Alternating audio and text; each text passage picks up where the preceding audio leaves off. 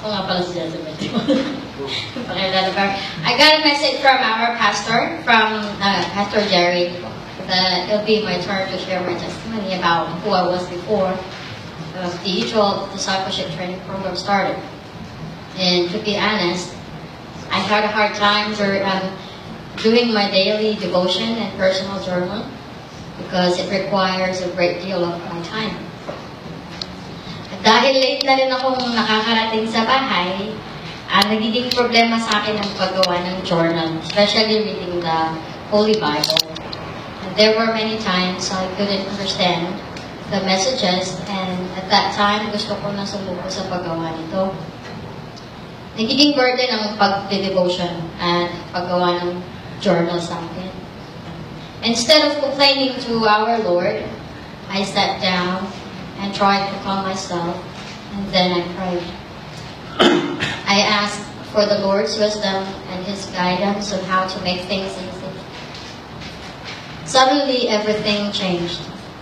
Naging madali na sa akin ang pag-intindi ng mga messages, and nag-enjoy na ako sa paggawa nito. Pero di pa rin ako tinigilan ng kalaban. Ginagamit pa niya ang mga taong malalapit sa puso ko to distract my attention sa daily devotion and paggawa ng journal. Couple of weeks back, while we were doing E12 discipleship, meron daw question na tamang-tama sa sitwasyon ko.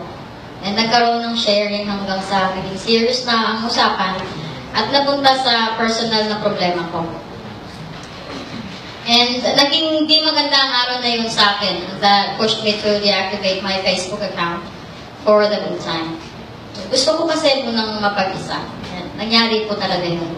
I also refused Pastor Jerry's offer na samahan niya ako sa migrant center the next day. Alam niyo ba kung ano yung reply ni Pastor sa akin? And it said like, sabi niya, magtatampo daw siya sa akin kung natanggihan ko yung offer niya. And so, sa madaling salita, kasama ko si Pastor sa migrant pagka-Lunes. Then I realized na mas mapalad pa rin pala ako kesa dun sa taong namit namin ni Pastor. Yun yung tao na sinasabi ni Pastor na na-diagnose na may cancer.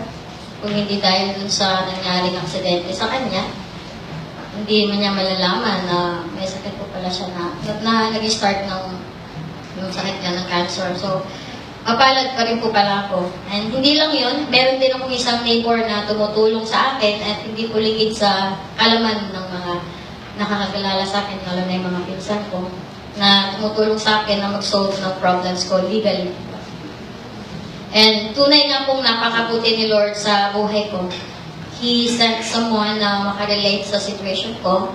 And thankful din ako kasi inilapit ako ni Lord sa mga mabubuting tao at congregation kung saan pwedeng mag-grow ang faith ko. So, that same week, nag-reactivate ulit ako ng Facebook account ko at umabot sa pag-devotion ng paggawa ng journal. Marami ako natutunan sa mga pangyayari. Naging mas eager akong gawin ang daily devotion at personal journal. Naging habit ko na rin ang magbukas ng Bible now.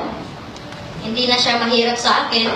And most especially, feeling ko mas napapalapit ako kay Lord sa mga lessons that we learned from E12 discipleship and from my daily devotion and personal journaling.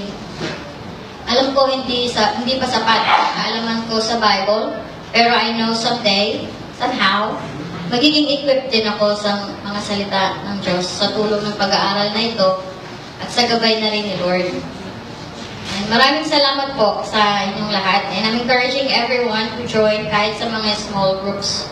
Mas masarap pong maglingkod sa Panginoon kung tayong lahat ay iisa at sama-sama na lumalago sa kalaman sa pangalan at katauhan ng ating Panginoong Jesus.